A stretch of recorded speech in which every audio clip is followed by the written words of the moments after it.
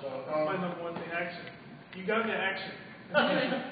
DJ Feng Shui is a mysterious entity that kind of comes from one place. You don't really know where he's from, but he goes to a town that's on the outskirts. He won't go to like New York City. He'll go to like Temple, Texas, or something. He has a party one night. He has a party. All the appropriate people are invited to it. He always picks some deserted locality. Do the same. And the people that come there, their lives get better. It improves. Because of events, a series of cause and effect relationships that go down during said party, these people come there and their lives improve. By the time said party's over, that happens only during the one night, they go out and have better lives. And then he disappears. Just the same way he came in. He does his thing. He fixes everything. He puts their feng shui back into order. And then after he does this for this group of people, he then leaves.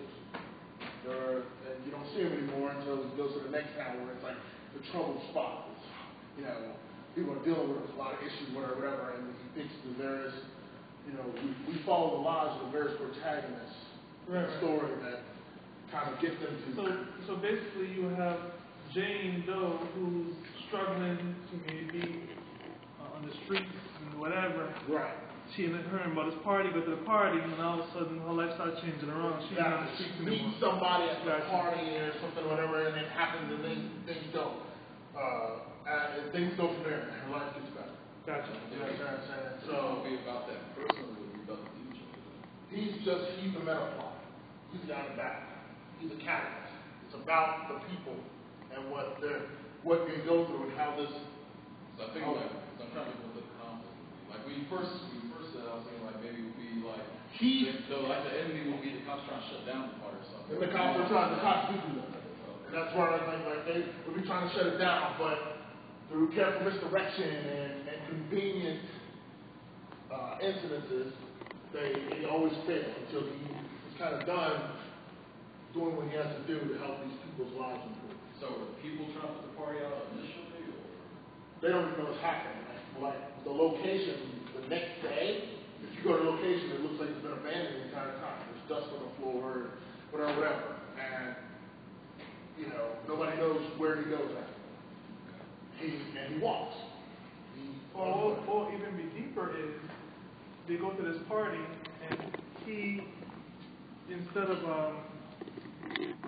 kind of like a virus, he infects them. Even though it's music, maybe he makes them better by giving them abilities or powers per se. That's cool.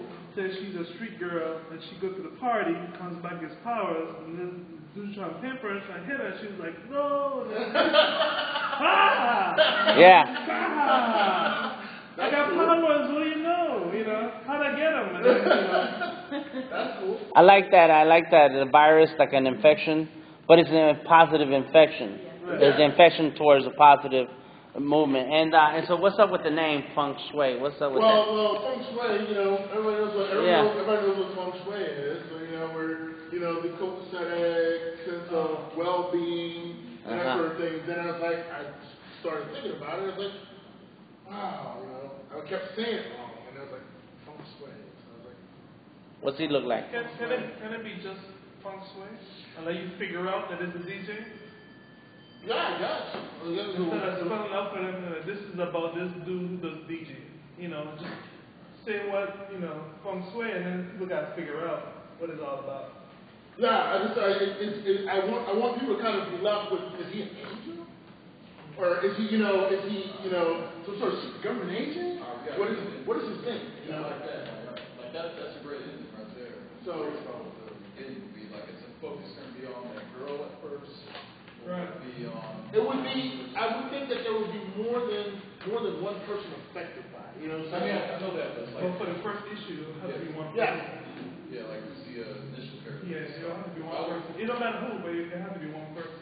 Yeah. Okay. So we don't You want to make it too broad. Oh yeah, it's only 24 hours. Right, exactly. And we are all fresh right now. And in 18 hours, we're going to be like, please. I'm just saying, like, I was like, One character. I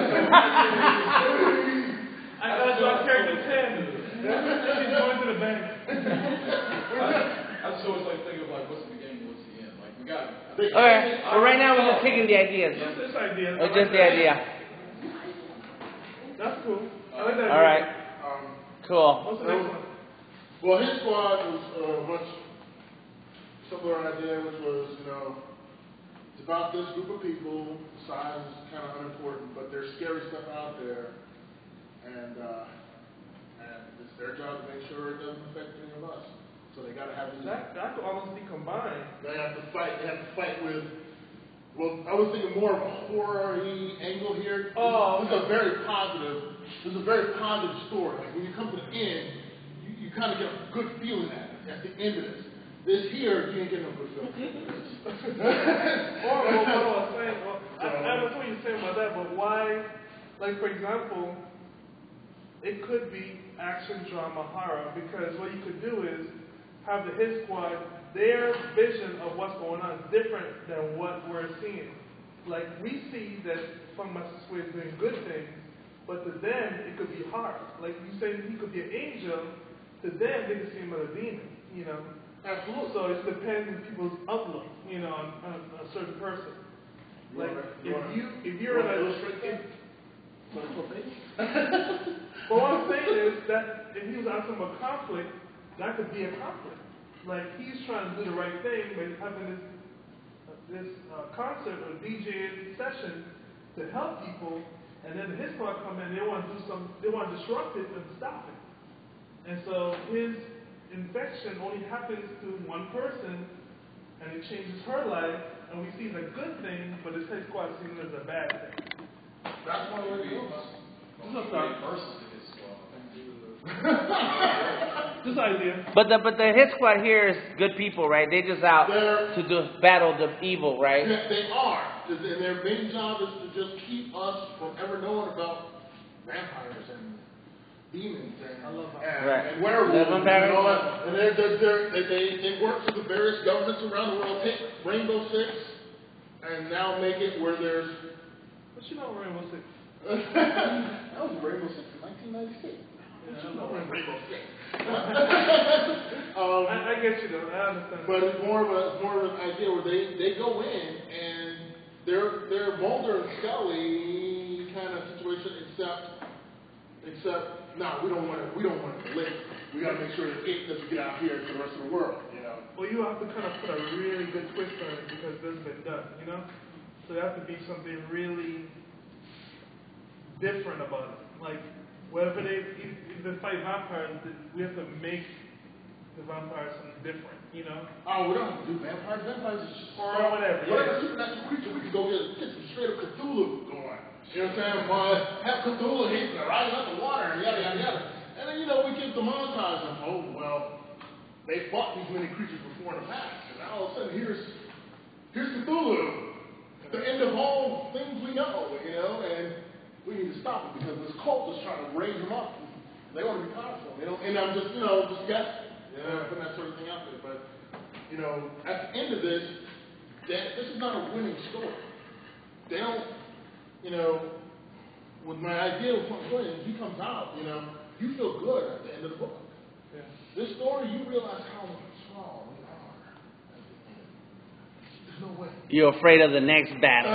You're afraid of what else is going to be out there. Yeah, you're afraid like, dang it. There's no way. It's like... All right. So, cool. That was my idea. All right, well, thank you. Awesome. All right, let's give Paul a chance. On those? Just thinking that's the question in my mind, or where the conflict has to start, how to end, what we can make up and build. Right. Who the character focuses.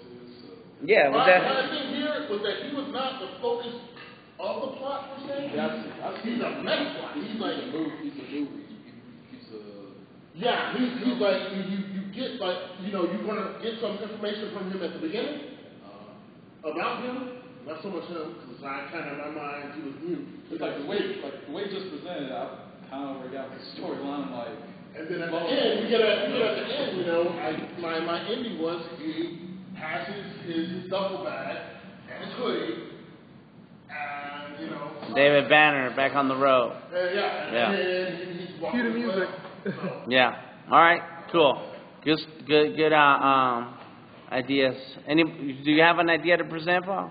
I don't have an idea. No. Okay. I got one. Who else got an idea? It's all about ideas right now. Let me try one. We're doing ideas right now. I'm gonna steal your format. You have a sci-fi that I've never done before.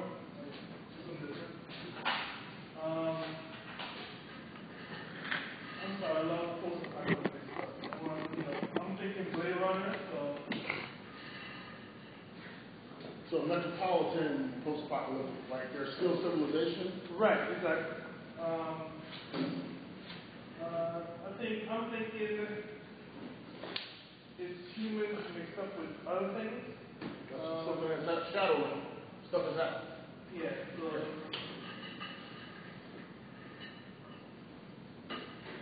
And creatures. It can be anything kind of open. I love urban stuff, anything urban. So it's urban sci-fi.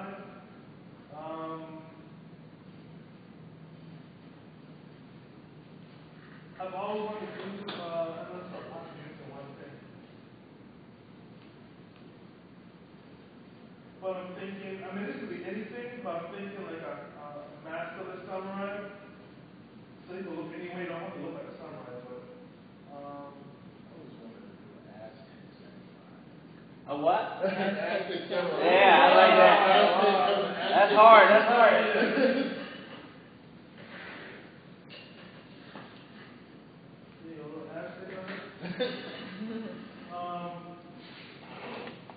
So I'm thinking about somebody that's maybe getting redeemed. They're supposed to protect their master. Master gets killed anyway, and now they kind of just wander in the earth. That's all I have so far. That's what you got? Yeah. All right, hold on. Okay, so here's an idea that I have, and I was thinking about talking about it today, but I wasn't sure. So his name is Armageddon. It's a character I have, and he's part of my game, a mobile game that I'm working on. So he's like one of the characters. Just Armageddon? That's all? His name is Armageddon. Right. Yeah, that's how it. I think I've seen you draw them before. And the first art show that we did, and for Mono Art Shows was in 2008. And I remember that. It was I don't know if it was the first one or the second one. It's called We Want Your Head. And so that's that idea came from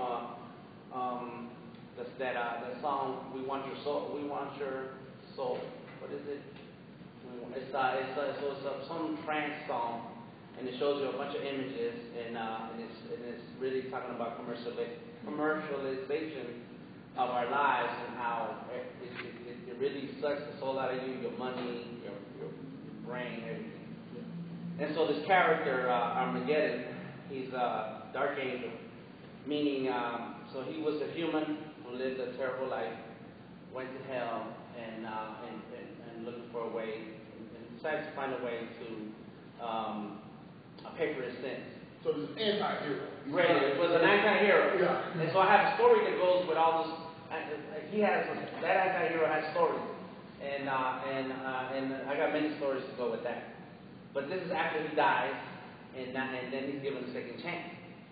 And so he is, of course, Mexican, and he is sent to Earth and in a human form, and so now he can't die because he's brought back to life.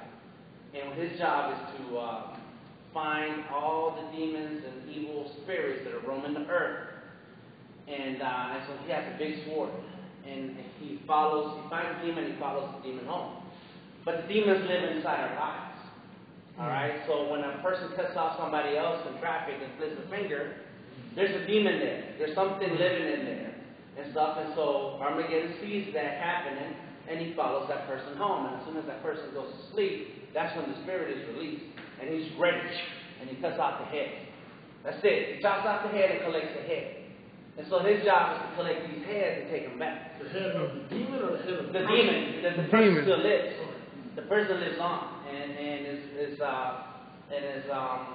cleansed of this demon or this spirit or whatever it is that's going on. And it doesn't have to be very serious. It can be some very simple stuff that goes on in everyday life. You know, and so, wife beaters, politicians, and different things. I don't know if y'all seen this movie, Phone Booth. Yeah. And so Colin Farrell, he was stuck in the phone booth because there was a guy terrorizing him and told him that he couldn't get out the phone booth if he would shoot him.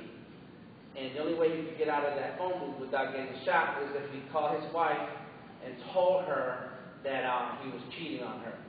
And if he had called his assistant and told him that he was lying to his assistant and that the assistant was never going to be anything if he stuck with him. So he was living a life of lies. And so this guy, the guy who plays 24, yes, and he was up in a building with a rifle and shot at him and shot this other guy, and there was a bunch of police and all this other going on. And in the end, Colin Farrell had to confess his sins and stuff, and then he was let go. And so they tried to find the guy with the rifle, they couldn't find him. And so Colin Farrell sitting in the ambulance, and Kiefer Sutherland walked by and injected him with something. Oh no, he just tells him that that he's still alive, that he's going to keep his eye on him. But during the whole movie, the rifle guy, Kiefer Sutherland tells Colin that he already did that to other people, you know, and that he's following people, and they have to confess their lies. Wow. So anyway, it's just intense, right? Yeah. So that's how I see my character, and I've had him for years, and I'm going to work that in there somehow. But it kind of fits these things here, because there are things roaming around on this earth that attach themselves to people. People act crazy, wild, they don't understand why, they don't even mean it. You know, and so he wants your head. And so there's more story to where he can't come back unless he has a certain amount of heads. And so he collects the heads. He keeps the heads of the demons and stuff, and he carries them around. Yeah, so he has a big ass bag. So he straps them up. Immediately, my first urge is great story is made by conflict. So immediately, he's got to have the moment where the young child or the can't separate him or herself from the demon. Like, oh wow. I can't. The demon's here. I can't separate myself from it. So what does he do? Well, that's one thing. That's one way. Another, you know, they call alcohol spirits. You know, and see, so ultimately, really, Where did that come from? Yeah, right. And so, and they call it also. They also say you're beside yourself. You're so mad you're beside yourself. You know, the reality is that at any given time, at every given moment, you may lose control of yourself if somebody else takes over. So it doesn't have to be from birth. It can be just walking out and just getting upset about something. Now you're really pissed, but you don't realize you went past the point of being mad and pissed off, and now you're gonna let somebody else take over for you. And then that's when the demon comes in. You're fragmented. Yeah, and the demon's been hanging around you, waiting for that time. They're like, yeah, I know you're gonna get there. And the demon may be ripping up your coworkers to piss you off. You know, and is ripping the coworkers to piss you off. And the moment that you're pissed, they're like, yes! And then they get the gun and shoot everybody in the office. So, plot hole. Why do the demons need to possess somebody? That's all they got. That's all they got. So there's a rule. So I can't act as a demon alone. I must have a human vessel. Right. Well, that, or really, you know, humans have these things that are outside their control. There's nothing they can do about it. They don't know themselves. Humans don't know, they can't protect themselves. They really don't know how to really master themselves. And a lot of it comes from that conflict that they don't even understand. So this conflict exists, it's out there. That's the story where it's coming from. Now, why these demons here? They can come up with all kinds of ideas and reasons why. And you know, there could be so many different situations where those spirits can come into. What we need, but for people to turn around and take your book serious and not call it camping, you need to turn around and explain to me certain things, such as Well, golden fleece. Hey, I need you to go get the golden fleece. You need me to go get the golden fleece? Aren't you a god? Yeah. Why do you need me to go get the golden fleece if you're a god? I got this rule. The rule says that if I as a god go there trying to get the golden fleece, I would destroy the planet in the process. So it's clear. This is why I can't go there. So what I'm saying in this circumstance is, where's the line of power that the demons have? Like, why can't the demon go, I'm going to go get Armageddon, now I'm going to possess him. Right. I'm going to possess his family member. Right. Like what is the gig that turns around and says, okay, I'm a demon, I require a person. Right. So I thought about this part where Armageddon is ready to chop off somebody's head, and the demon is there, and there are other demons already hiding in that room, and they're trying to attack Armageddon, so that he can't just get that one, and they can try to get him back. So I haven't thought of it all the way through of the many reasons, but I know that he comes from the same place they all come from. They're all sinners. Okay. They were all human at one time. You know what I mean? And if you're talking biblical, it is biblical. Possession is biblical. Right. So if you've been going in that realm, heaven and hell, you're going biblical. And in biblical, you don't have to explain it. People know you get possessed. Look at Exorcist. Right. People get possessed. People get possessed. But Right. And God don't come down and then cleanse them out. You have to. So we need to create You have to establish the more in the story. Right. So we need to establish why that needs to be. So we need to figure out why that needs to be. What's up possessed? I got the power to go from hell. I can bring hellfire. I got one. Well, why can't I act here on my own power? Gotcha. I got one. It's kind of like, and he talked about it a little bit. What's that again? That's right. Do some of the same things, go between both worlds. You couldn't go to heaven because they already went to hell. Yeah, I love that movie. I know everybody hated the movie, especially the whole. No, I liked it. I loved that. That was awesome. I liked it. Oh yeah. How about possession is done so that they can get as many souls to hell as possible? Like by possessing person Well, that's the A. reason. Right. Well, that just feeds the whole. That's where the demons came from, so that you get any more lost souls there. What if God has already put in play a mandate that says that you can't do that? So there's a whole cadre of angels, we'll call them malachim. You can't do what? You as a demon. I'm a demon and I'm deciding I'm going to go in my full splendid glory. I don't have to possess anybody or whatever. Oh, that's fine, do that.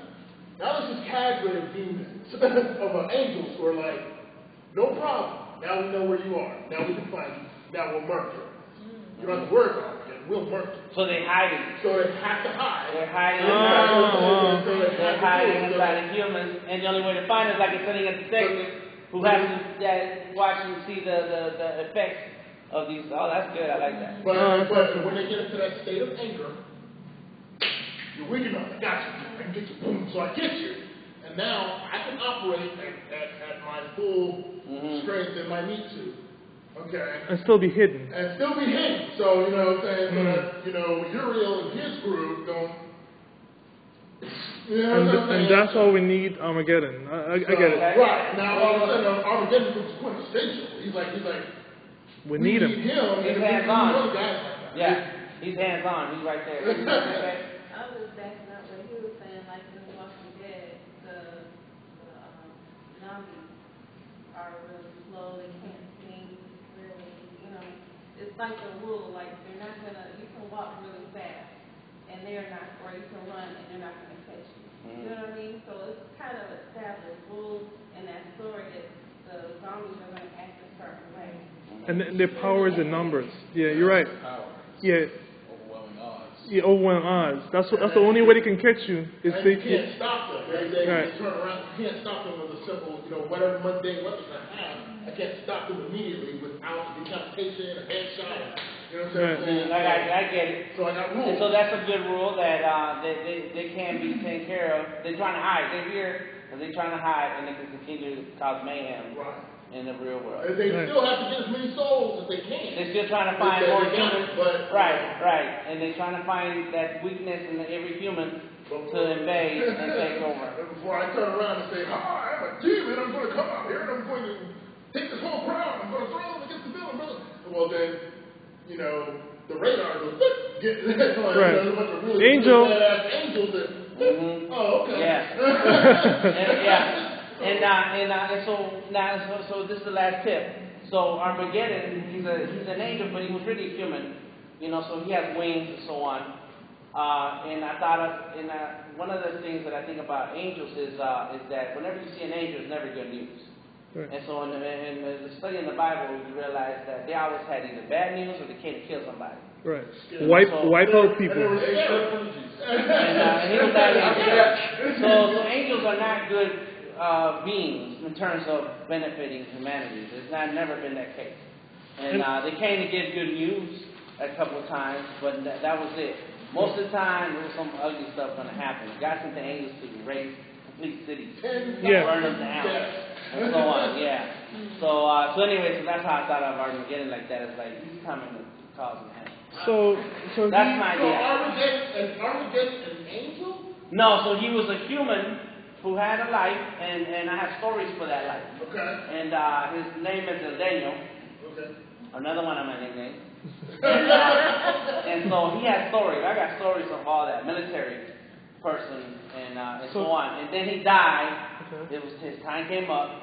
But then I also have many stories where he's reincarnated, and so he is in different eras. But when he comes back as this detective who's going to chase on his demons, what form is he in? Is he brought back as a human, and by who? He has a human, right? And so he makes a deal with whoever he can. I really haven't thought of it that part. Does he communicate with God, the devil? Who was he talking to make a deal? So now, at one time, I thought of this as a romantic angle, where he remembered a woman that he loved and he wanted to go back to see her, and the only way to do that is to earn his way back. Because he was so crazy and hard and evil in life that he was not just a regular sinner. When he walked in hell or wherever you go, he's not one of those people that's just going to walk in there. There was something greater about him and the type of life that he lived. So he looked for a deal. He tried to make a deal. And they told him, okay, I give you back your life, and you can go back to that life to find that woman. Let's say it was someone just like him that traded him. That person did it for, say, 100 years or whatever. His time is done. He's looking for somebody who wants to take his spot. They don't know what they're getting into, but he makes that deal to come back. So now he's out of jail. That's really cool. I like that. I'm confused. Say it again. So, he's not an angel. Right. But he's like, I don't know, let's say an archangel. I don't know what that really means, right? There's somebody up there doing what this guy does. About chopping heads. Right. But somebody else chopping heads. He's tired. He wants to get somebody. But the only way he can get out of his deal is to get somebody else in. Right. The mantle with somebody else. He's got to take it. Oh, yeah. He's not stated. But he has some kind of power that he can make that deal and let go of that part of his Wow. Yeah, but he has to do it kind of like a tricky way. You can't just tell him. Right. You could, but basically by saying you could see your loved ones if you trade with me, not let them know that this is forever. That was right. And so there was a number. What about Hell's back door? Huh? What about Hell's back door? As far as the origin story? Yeah. He did that first go round. After he died that first go round, he ends up going to hell. And you know what? You're in hell, you're suffering, whatever. But after a while, you start studying how things work. You know who's in charge of who. You know this person does his job. Mm-hmm. So he's got this cool power. I like that power. Mm-hmm. Why can't I learn that? Mm-hmm. Nobody's ever attempted. Well, our guy, I'm getting time, he's going to learn that power. This other power, whatever. And then finally, and then every day, whatever, some exorbitant long 500 years, every 500 years, he realizes, hey, you know what? There's a tunnel that we're not allowed to go down. Mm-hmm. There's this tunnel. I can go down the tunnel and find out, this leads back the realm of mortal man, back to earth, back to whatever you want to call it, at least back that way. But that's one of those like dark night moments where you got to climb this tunnel and it's a one-way trip. Either you make it or you'll never get out again. You go, you make this run and try and get out.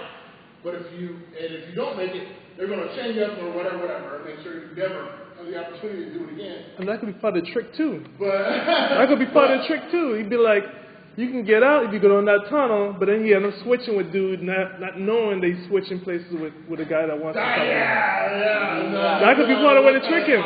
No, just like doing like quantum leap. It's totally great. Thank you. Thank you for way out. Yeah. So now, right, so the biggest trick is that, and I like that trick of being switching out with somebody, because the biggest trick is that he thinks he's making a deal with a powerful demon, or even a saint himself, but it's really just somebody playing a trick on him, because he's told that he has to collect a certain amount of heads, and so that's his task. Of course, it's a huge number, so it'll be a while. There's plenty of stories to go around for that type of Well, somebody's got to clarify for him that there's an end game. Right. But see, this is it. But here's the biggest trick: that no matter if he collects that many heads, time is linear and time has passed on. So by the time he's done, the time has passed so far that he can't connect with that person that he wanted to. It's all a game. Because he has to suffer. He has to suffer for the life that he lived before that. So it's still crazy. But he's good at this job because that's similar to the job that he had before, which was killing people. So somebody had to tell him, listen. In the end, it's listen. If you can collect 100 of those badass demons that are ever come, you go to heaven free of charge. Yeah. You're forgiven. You go on. You're good. Because your woman, she in heaven. And I can tell you right now, she's got pools and mansions and stuff. She's chilling. And she just wishes you were there. You're not there. Yeah. Want to see? But see, that can happen. But see, that could happen. Because he could get 100 heads, and then... But there's a time period. He has 100 heads within a certain time period. Right. Well, then it's right. But the way I see it is, he goes back to life in regular life and regular earth as a human being to connect back to that person. Which you can't do. It's not going to happen. But that's his desire. He just feels that he lost all this time being the person that he was. Are you going to focus? Are you going to focus in on the romance there? No. That's the reason why. That's just the reason why, and it's all a trick. And so like when you find a genie or you make a deal with the devil, you got to be like a lawyer and take out all the parts and understand the deal you're making. Because if you're saying words that can be interpreted any kind of way, you're going to get jacked. So he still gets screwed. That's right, because he never can go back. Right. So that's the end of it, is that he realized that could definitely be the end, like at issue 100, and we're all rich, and we're like, yeah, we're going to finish the story now. Wow, that's pretty good. All right, that's my idea, but it goes along with some of the things. Yeah, I like that. Yeah, that's perfect. So like, wait a minute, you've been reading that's the world with the good story. That's awesome. All right. I don't think Aztec Samurai would be cool. Yeah. Sword. He has the same sword, man. And I've drawn it and everything. It has a cross and the circle like a Celtic sword. The cross, all that stuff. He has the Aztec, what's that club they have? Yeah, with the 3 points. I've seen you draw the character with the big sword. He has long hair, and when he first comes to Earth, because he comes back in the physical form, he has to actually come to the planet Earth. So he goes through the atmosphere and all that stuff on the way down. He burns his whole body. And so by the time he lands, he's smoking. Like it's no hair, everything's been burned off. It's just all boiling skin. I drew It's that. fucking nasty. What's crazy? I drew a scene like that 3 years ago. But I had a cherubim coming down from heaven down to earth. Okay. Cherubim? Yeah. A little baby angel. But it looked like the head of a bird.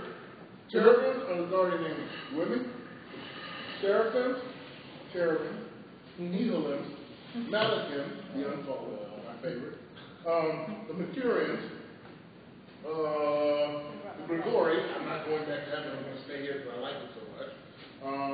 Missing one. See, I was trying to. Cherubims are like the I know how to They're find protective. you anywhere in the world. I got you covered. I know where you are. I know how to find you. And at any moment, somebody comes to mess with your life, I show up to defend you as an angel. Right, protective. Curious. That's the other one. The curious. That's why I picked cherubim because I had in the story I created, I had them as protectors. So I had this little kid who could see the spiritual realm, and he had this cherubim protecting him from demons and all kind of stuff. I never did complete it, but I started. That's really cool. It's really cool. The messenger ones.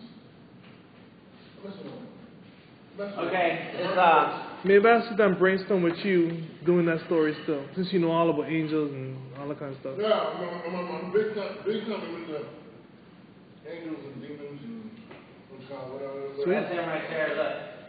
That's him up there. Which one? With the wings. Oh, Went closer. Bigger, make it bigger. Good one. yeah. Why are you so much? It's badass. I got one where he just landed too. No, go to the right one. Go to the right one. The right one, right background, over here. Oh, that one, yeah. That one. That's it? Yeah, he's collecting heads, he got heads. That's the best one. So it's a staff, but when it's time to strike, it's a sword, it just cuts off. But it's a staff, big ass staff. Well, the shape you could change and mold, that's awesome. Yeah. Anyway, alright. That was my moment. I'll find out one where he landed, I forgot where it is. It's in here somewhere. Alright. I would say he don't even need muscles. Nah, he doesn't. No, I don't. I agree. But that's the life he lived, so that's what he knows. And like in the Matrix, your mind makes up the vision of who you are. Yeah. Your residual self-imaging. That's right. Yeah. Yeah. And so that's how he sees himself, and that's what you see. I don't know everything. And what did he do with his natural life? He was a soldier. Soldier, okay. Yeah, but you got him all small. He needs to be flocked. Look, that's why he ain't got no hair. I'm very good. I'm sorry I'm taking over. Y'all go ahead. Let's move on to the next one. I'll find it. I don't know where that was. Everybody took a 5-minute break. 5-minute break before you. Oh, you right?